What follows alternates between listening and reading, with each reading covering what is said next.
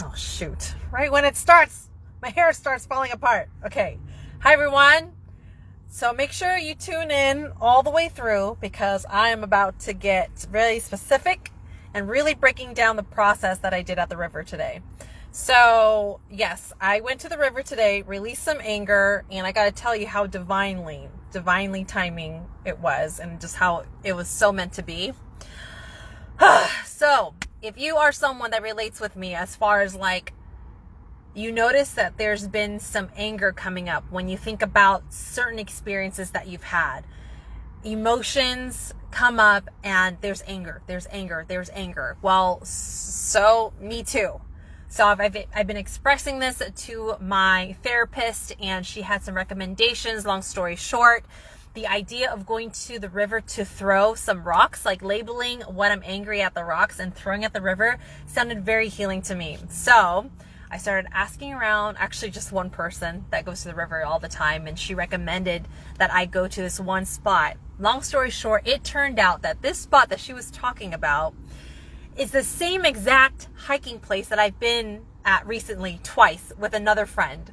So I already knew about this trail, I already knew about it, and I've already been there. So it just took away any unsafetyness that I felt of going on a hiking trip by myself to do this healing. So I just wanted to share how divine timing is, and certain things that just come together. Just makes total sense why you are where you are, or why things are happening the way that it is.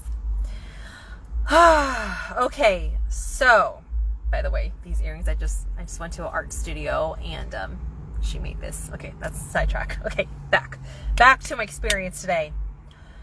So I'm gonna break it down to arriving to this place to go on the hike and then to reach to the river. This is very, how would I say it?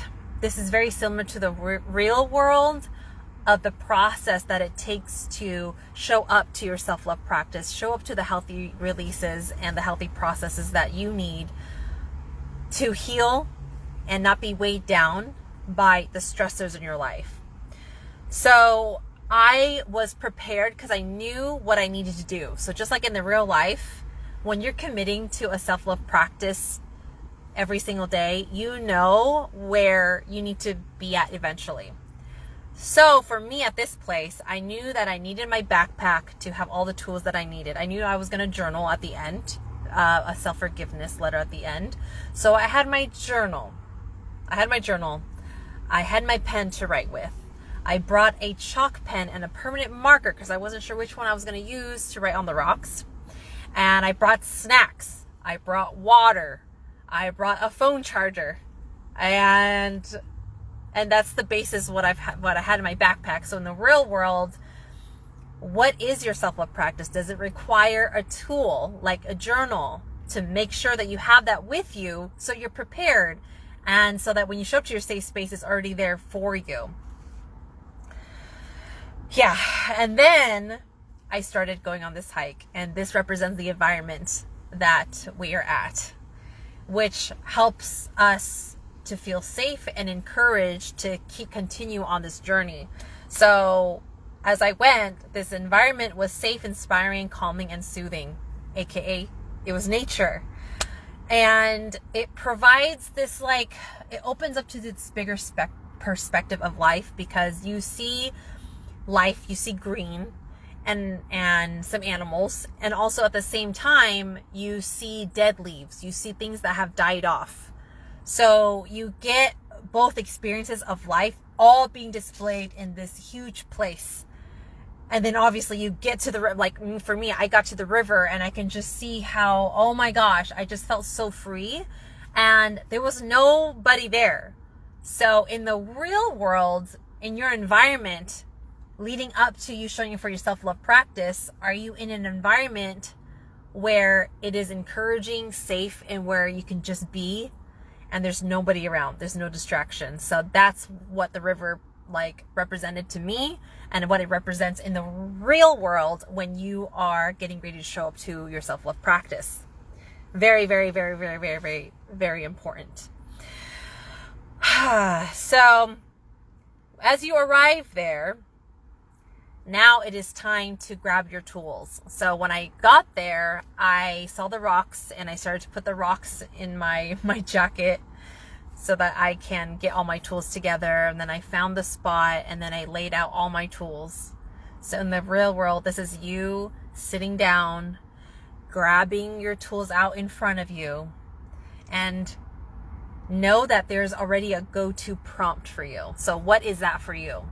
Maybe the go-to prompt for you to get you going is gratitude, or asking how you're feeling, or sharing your wins for the day. And then it gets into the heavier things, right? But just to help us open up to the exercise. So for me, with my therapist, I had already worked on what I was going to write on the rocks. So I already had that in a notebook. So I got that out. And so, yeah, and then there's the start. And having something, already set for you, like a journal prompt, you know exactly what to share first. That definitely helps. And you're concentrating in one part of the process at a time. So for me, it's like, okay, I already know what I'm going to write on these rocks. And when that was done, it was all in front of me, so I can see everything. So in the real world, let's just say you're journaling, you can see, you're writing down, you getting to the place where you're writing down what's been bothering you, what's been so stressful, what's been draining, what's been taking up space in your life, what hasn't been processed, what's making you sad, angry, confused, all of that. You can see all of that. So as I was choosing which rock to go to, I went with what was the lightest. I mean, they were all heavy, but like I went with like what I felt was like the lightest and ready for me to pick up, feel, and then throw into the river. So in the real world, this represents when you take a look at everything that you had written down that's stressful and not working, you see which one is the most workable for you. Perhaps the one that doesn't feel as heavy, just so that you can continue on with the process and not have blocks. So I picked one up and I felt it. I let the emotions come up. I was connecting with the emotions with this message. And I let the anger come up and I was concentrating on this feeling. And I knew when I felt the anger, it was time for me to channel that into my body and throwing it into the river. So in the real world, this represents you going along a certain process where you're able to release it out. So for an example, if we're working with a double T chart, I will share a link above how to work with a double T chart, because the first part is writing out all your emotions. So this is what represents writing down all your emotions, letting yourself feel and express. So that's what it's like when I'm holding the rock. And then when I'm releasing the rock, it is you going on the second column, asking yourself, where does this all come from? So you're connecting with it, and then you're releasing all the memories that's associated with these emotions. So you're releasing it. So as I'm throwing the rock, this is you releasing what it's connected to and what you weren't able to process or like express back then. Okay. And then as it's released, and I can even hear the sound of the rock going into the river, there's a release there. And in the real world, there's going to be a takeaway. There's going to be other things that comes up, like clarity, understanding, a lesson learned. And so for me, that didn't happen until at the end when I was journaling, after when I threw all these rocks. So for me, it was just concentrating, releasing one rock at a time, all the way to the heaviest emotional message on the rock. Yeah, so, and then it's the last part, right? Which is what I chose to do was to write a letter to forgive myself, because at the end of the day, I'm mostly mad at myself. And that was very healing. And what I noticed about this experience was that I felt very calm, because I've had other anger releases, as I shared in my last lives. I was talking about the nightmare, and then I had another release, which I shared live on here too, with my therapist. So doing this for the third time within a month, I can feel that I was already lighter from my anger. And as I was writing what I was forgiving myself for, actually, I'm just going to read this to you. You can see how I was able to come to a very bigger picture type of mentality, how my perspective, I created space to grow this perspective that makes me feel grounded, calm, and very connected to the spirit, to the universe, and to life, and not feeling like it's so miserable and so heavy. So here it goes. Dear Quinn, sweet dear Quinn, great amazing work on committing to your anger release.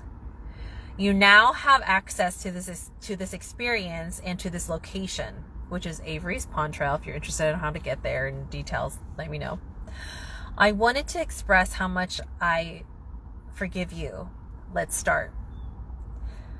And then I wanted to more of a self-dialogue with myself, not from like a third perspective. I forgive myself for not being able to get there on time. Of course, it's related to my brother, as you all know. I forgive myself for not being in the space to be the older sister he needed me to be in life. I forgive myself for not being able to listen to my gut that day, that I let his friend be the louder voice. I forgive myself for not being able to have the strength to push enough air from my lungs into his lung while the ambulance was coming. I forgive myself for not being direct and honest with the cops and being at a war at myself what to do. And some context to this, his friend the whole time was looking at me doing this. Oh my gosh. So I wasn't, anyways, so I'm forgiving myself for that. Anyone would have been at a war with themselves. You are human, and remember, deep down, we are all souls on our own soul's journey. This is all a part of a bigger picture. You will meet his soul again. All is forgiven. You are free. He will be fine no matter what. He has learned what he was meant to learn in this life cycle. And then I wanted to see if I was open to forgiving his friend. So this is what I was able to come up with so far. Dear blank, I am working on forgiving you. In order to do that, I am mostly angry with myself. So I know one day, sooner than later, I can forgive you. I know all in all, we all did the best that we could that day. And all of us learned something valuable that will live with us to infinity. I hope that day impacted you in a way to do better. I hope you are getting the help that you need. So that's where I was able to just stop with that. And so in summary, this took a lot of talking about it to make it happen. I knew that once I say it out loud, I knew that I needed to commit to it, because I know that deep down in the core of my soul, I need to be a person of my word, because I know that when I wasn't, I attracted people that wasn't about their word. So I'm like continuously treating my words like gold as best as I can. And so to get to this point, we need something to commit to for ourselves. It could be as small as I commit to 5 minutes alone to breathe and take deep breaths, 5 minutes, so that we can build self-commitment, which will bring self-confidence for us to commit to bigger practices that we know that will absolutely be impactful in our lives. So I'm asking you, what is that one small commitment for yourself that you can do? It could even be something, I'm going to start giving examples. It could even be something like, you know what? I'm going to commit to bringing a water bottle with me every day and refilling it as much as I can to be hydrated. It could be something I commit to bring my journal with me to work every single day. And not even open it, but just the commitment of seeing yourself, being mindful of bringing a self-love tool with you. It could be something like, I commit to expressing 3 things that I'm grateful for my day, every night. It could be, I commit to saying one kind thing to myself every single day. I commit to looking at myself in the mirror and saying good job every day. I commit to putting a post-it on my mirror to say that kind message to myself every day. I commit to go to bed at 9 p.m. or 10 p.m. every single day. And working with that one commitment, that is the best thing that I can give to you. And of course, there's other factors that can support your commitment to yourself, like your environment. I commit to saying yes to environments that feel safe and soothing and inspiring to me. I commit to only hanging around with people who are inspiring to me. I commit to only being around places and people that are safe. I commit to saying no to drinking. I can say, so the list can go on and on and on. And the thing is to pick one so that you can really build on that self commitments, and so they can build you to do bigger self-love practices and bigger self-commitments to yourself. And that has literally supported me through this whole entire journey, because you'll start to feel really effing good and more at peace with your life when you continuously witness yourself honoring your words, and also how much it hurts when you don't honor your word. And the hurt will ring even louder because you're even being more aware.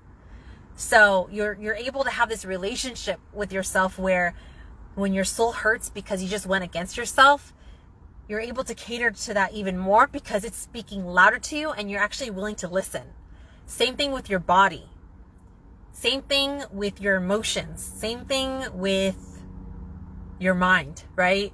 The louder the pain is, the more that you will listen. And I know we're stubborn, so sometimes we gotta feel heavier pains to finally listen to what your body, mind, spirit, soul is saying. So that is the talk today. That process is applicable in any areas of your life, whether it's financial pain, mental pain, soul pain, emotional pain, physical pain. And I will always tag the link above for a free coaching video where I teach you how to go through this process. Everything that I described literally goes hand in hand with this pain processing formula that I have. If you need one-on-one support, the link is above there as well. If you feel like you need someone to hold you accountable and really customize, like have a customized experience specifically to your life, to your needs, to your pains, and to your schedule. What else? Yes. And then there's journal prompts as well. Once you click the link to watch the free pain processing formula, it'll prompt you to join the newsletter as well if you're not already on it. If you're already on my newsletter, I am leaving that in the newsletter at all times. So no matter what newsletter that I send to you, you will have access to watch it over and over and over again, and have access to the journal prompts that I just released just last week as well, that you can grab as well. Yeah, so I am here. I'm fully committed to this journey. So if you ever have any downfalls, any questions, any support, know that there's tools available here. There's a community here. You can always plug into this group. You can always plug into the newsletters. And you will be okay. You'll be okay because there's resources, there's community, and there's support. Okay, everyone. Hope you enjoyed listening to that. And I will talk to you later. Self-Love Lives at 5 every Sunday, 5 p.m. Pacific Standard Time. Okay, bye.